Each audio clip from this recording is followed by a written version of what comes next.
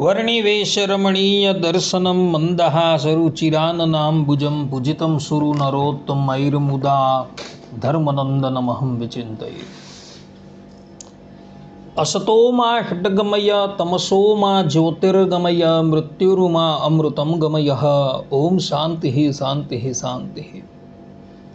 अस्मद्गुरुसमारम्भां नाथयामुनमध्यमां लक्ष्मीवल्लभपर्यन्तां वंदे गुरु परंपरा। આજની જ્ઞાન સભાની અંદર પધારનારા બધા જ ભગવદ્ ભક્તોને વેદાંતાચાર્ય પુરાણ ઇતિહાસાચાર્ય એમ એ ફિલોસોફી શાસ્ત્રી રાકેશભાઈના હેતપૂર્વક જય સ્વામિનારાયણ। ભક્તો, આજની આ જ્ઞાન સભાની અંદર આપણે બધા ભગવાન શ્રી હરિના દિવ્ય અંગથી સ્પર્શ થયેલી પ્રસાદીની વસ્તુઓનો મહિમા આ વિષય પર થોડી વાત શ્રવણ કરશું તો બધા જ શ્રોતાગણો આ પ્રવચન એકાગ્ર મને કરીને શ્રવણ કરે અને એને આત્મસાત કરી લે। તો ભગવાન વેદવ્યાસજી રચિત લિંગ પુરાણમાં એક કથા આવે છે, જે કથાનો ઉલ્લેખ ભગવાન સ્વામિનારાયણે ગધડા પ્રથમના ચોથા વચનામૃતમાં કરેલું છે। ત્યાં કથા એવી છે કે એક સમયની વાત હતી, દેવર્ષિ નારદ અને ટુંબરુ નામના ગંધર્વ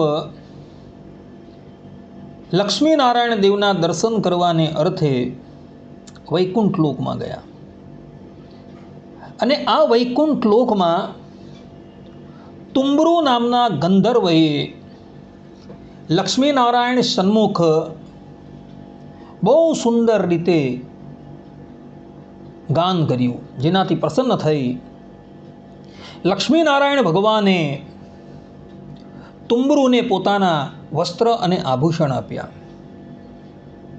હવે ટુંબરુ નામના ગંધર્વને વસ્ત્ર અને આભૂષણ આપ્યા અને દેવર્ષિ નારદને વસ્ત્ર અને આભૂષણ ન આપ્યા, એટલે દેવર્ષિ નારદને ટુંબરુ પર ઈર્ષ્યા થઈ અને એઓએ મનોમન નક્કી કર્યું કે હું ટુંબરુ કરતાં પણ શ્રેષ્ઠ ગાન વિદ્યા શીખું। અને તે પછી દેવર્ષિ નારદે બદ્રિકા આશ્રમમાં જઈને ભગવાન શંકર પર તપ કર્યું। તપથી પ્રસન્ન થયેલા ભગવાન શંકરે દેવર્ષિ નારદને વરદાન માગવા માટે કહ્યું। ત્યારે દેવર્ષિ નારદે કહ્યું કે પ્રભુ, આપ અમને ગાન વિદ્યા શીખવો। ભગવાન શંકરે કહ્યું કે તથાસ્તુ। અને પછી ભગવાન શંકરે દેવર્ષિ નારદને ગાન વિદ્યા શીખવી અને એ ગાન વિદ્યા શીખી દેવર્ષિ નારદ વૈકુંઠ લોકમાં જાય છે અને લક્ષ્મીનારાયણ દેવની અગાડી એ પોતાની ગાન વિદ્યાનું કૌશલ પ્રદર્શિત કરે છે, પરંતુ એની ગાન વિદ્યાથી ભગવાન રાજી થતા નથી।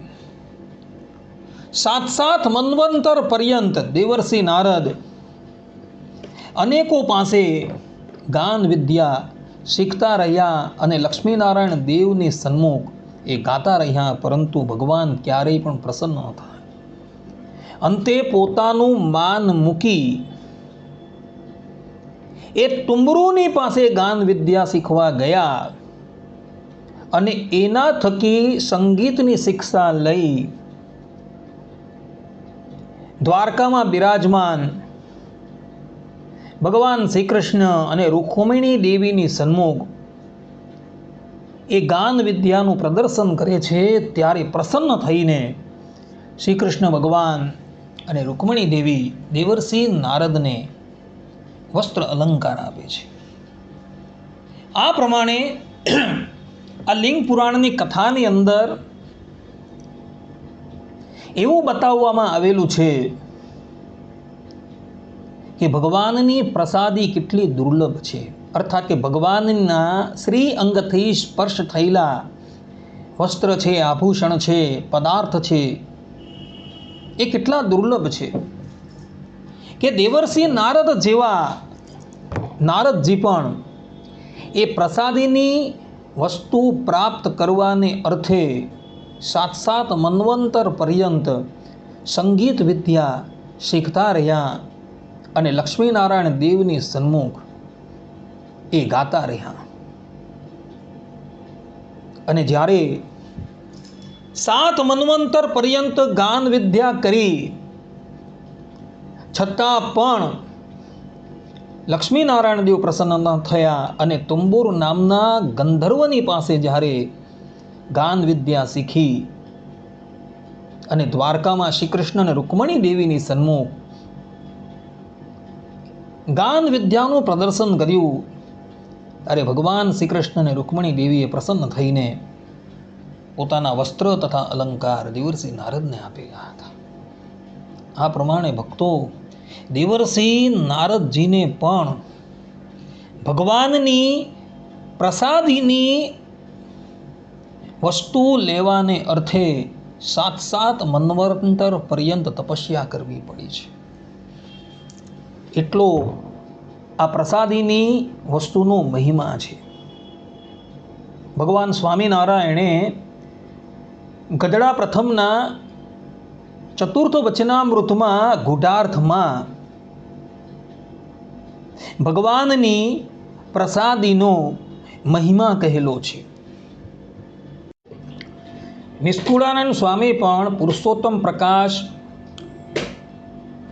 પ્રકાર 47 ચોપાઈ 14 થી 18 ભગવાન સ્વામિનારાયણના વચનોનો ઉલ્લેખ કરતા લખે છે કે અમારા અંગનું અંબર રે બહુ સ્પર્શેલ સારું સુંદર રે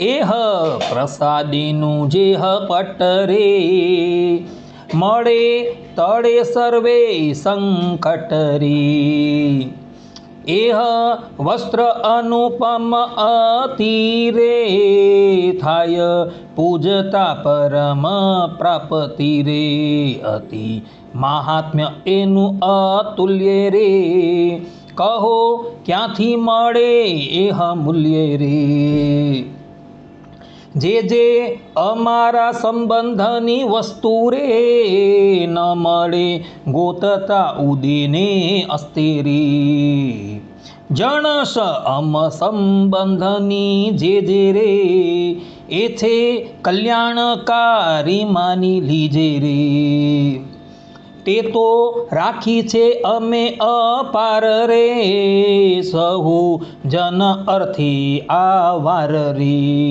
નખ શિખા લગી નિરધાર રે રાખી સ્પર્શી વસ્તુ કરી પ્યાર રે સ્પર્શી ચીજ જે બાહુ પર કારે રે અડી હોય જે અંગે અમારે રે તે તો સર્વે છે કલ્યાણકારી રે માટે રાખી છે અમે વિચારી રે. ભગવાન સ્વામિનારાયણ પોતાના સ્વમુખે પોતાના શ્રી અંગથી સ્પર્શ થયેલી વસ્તુનો મહિમા અહીં કહી રહ્યા છે. ભગવાન સ્વામિનારાયણ અહીં સ્પષ્ટ રૂપે કહે છે કે જે વસ્તુ અમારા અંગને સ્પર્શ થયેલી છે તે વસ્તુનું જો પૂજન કરવામાં આવે તો મનુષ્ય કલ્યાણનો ભાજી થાય છે. અનંત ગણું મૂલ્ય આપીને પણ આ વસ્તુ મળતી નથી. એટલે જેની પાસે પ્રસાદીની વસ્તુ છે એના ભાગ્યનો કોઈ પાર નથી. ભગવાન સ્વામિનારાયણ અહીં વધુ કહે છે કે આ વખતે અમે અમારી પ્રસાદીની વસ્તુ આ ભૂતલ પર ઘણી રાખી છે, કારણ કે એ પ્રસાદીની વસ્તુથી જ જીવાત્માનું કલ્યાણ થઈ જશે.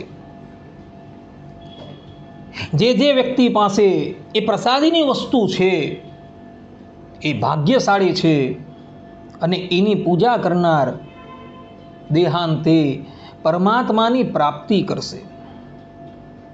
માટે ભક્તો, જે ભક્તોની પાસે ભગવાનની પ્રસાદીની વસ્તુ છે એણે એનું જતને કરીને રક્ષણ કરવાનું છે. દેવતાઓને પણ આ પ્રસાદીની વસ્તુ અતિશય દુર્લભ છે ને આજે આપણા સંપ્રદાયમાં કેટલાય ભગવદ્ ભક્તોના ઘરે એ પ્રસાદીની વસ્તુ જોવા મળે છે. અને આવી પ્રસાદીની વસ્તુ જે ઘરની અંદર હોય એ ઘર જ તીર્થતુલ્ય થઈ જાય છે. નારદ પુરાણમાં તો ભગવાન શ્રી હરિના સ્પર્શથી પ્રસાદીની થયેલી વસ્તુનું ધ્યાન કરવાની પણ આજ્ઞા આપેલી છે. જેમ કે નારદ પુરાણ પૂર્વી વિભાગ અધ્યાય 33 શ્લોક 159 અને 160 શ્લોકની અંદર કહ્યું છે કે જપંશ્ચ પ્રણવમ મંત્રમ બ્રહ્મ વિષ્ણુ શિવાત્મકમ કોટી સૂર્ય સમમ તેજો ધ્યાયદ આત્માની નિર્મલમ શાલગ્રામ શિલારૂપમ પ્રતિમા રૂપમેવ વા યદ્યત પાપ હરમ વસ્તુ તત્તદ્વા ચિંતયે ધૃતિ. अर्थात કે प्रणव जप के समय शालग्राम शिला अथवा किसी भगवत प्रतिमा के स्वरूप का ध्यान करना चाहिए अथवा जो जो पाप नाशक तीर्थादिक वस्तु है उसी का अपने हृदय में चिंतन करना चाहिए. અહીં સ્પષ્ટ રૂપે એવું કહેલું છે કે ભગવાન શ્રીમદ નારાયણના ચરણારવિંદરથી સ્પર્શ થયેલા તીર્થાદિકનું ધ્યાન કરવું જોઈએ. એટલે ભગવાન શ્રીમદ નારાયણ જે તીર્થની અંદર વિચરણ કરતા હતા, ભગવાન શ્રી હરિએ પોતાના કરકમલો દ્વારા જે વસ્તુનો સ્પર્શ કરેલો એ બધી જ વસ્તુ ધ્યાન કરવી જોઈએ. કારણ કે ભગવાનના સંબંધથી એ બધી જ વસ્તુ નિર્ગુણ થઈ ગઈ છે. અને એટલે માટે અહીં નારદ પુરાણની અંદર ભગવાનના મંત્રોનો જાપ કરતી વખતે ભગવાનની પ્રતિમા શાલિગ્રામ શિલા અથવા તો ભગવાનના શ્રી અંગથી સ્પર્શ થયેલી વસ્તુઓ કે તીર્થાદિકને સ્મરણ કરવી જોઈએ એમ કહેલું છે. ભગવાન સ્વામિનારાયણ પણ સત્સંગી જીવનના 5મા પ્રકરણના 60મા અધ્યાયના 10 અને 11મા શ્લોકની અંદર કહે છે કે અવતારા ભગવતો વાસુદેવસ્ય યે ભવત તેસ્વન્ય તમમ અવ્યગ્રો ધ્યાયેદ્વા યોગ સાધકઃ પ્રતિમાં વા યથા દ્રષ્ટામ ધ્યાયેદ ભગવતોન્વહમ યત્કિંચિદ હરિસંબંધી વસ્તુ તદ્ધેમ ઉચ્યતે. અર્થાત કે ભગવાન વાસુદેવના અવતારો જે રામકૃષ્ણાદિક તેમાંથી એક અવતારનું અવ્યગ્ર મનથી યોગ સાધક ધ્યાન કરે અથવા ભગવાન વાસુદેવની યથાદ્રષ્ટ અભિમત અર્ચામૂર્તિનું પ્રતિદિન ધ્યાન કરે તથા તે ભગવાનના સંબંધને પામેલું જે દિવ્ય વસ્ત્ર અસ્ત્ર વિભૂષણ વગેરે યત્કિંચિત વસ્તુ તેનું પણ ધ્યાન કરે. આ પ્રમાણે ભગવાન સ્વામિનારાયણે અહીં સ્પષ્ટ રૂપે કહેલું છે કે ભગવાન શ્રીમદ નારાયણના શ્રી અંગને જે પણ કંઈક વસ્તુ સ્પર્શ થયેલી છે તેનું ધ્યાન કરવું જોઈએ. કારણ કે શ્રીમદ નારાયણ ભગવાનના શ્રી અંગથી સ્પર્શ થયેલી વસ્તુ નિર્ગુણ થઈ જાય છે અને એટલે માટે ભગવાન સ્વામિનારાયણે અહીં એ વસ્તુનું ધ્યાન કરવાની આજ્ઞા આપેલી છે. માટે આ પ્રસાદીની વસ્તુઓનું ધ્યાન કરજો તથા તેની મહિમા સહિત પૂજા કરજો તો ભગવાન શ્રી હરિ તમારા પર અતિશય રાજી થશે. આટલું કહીને હું મારા પ્રવચનને અહીં વિરામ આપું છું. સર્વે સંતો નિરામયઃ સર્વે સુખીનો ભવંતુ સર્વે ભદ્રાણી પશ્યંતુ મા કશ્ચિદ દુઃખ ભાગ ભવેત અસ્તુ. જય સ્વામિનારાયણ.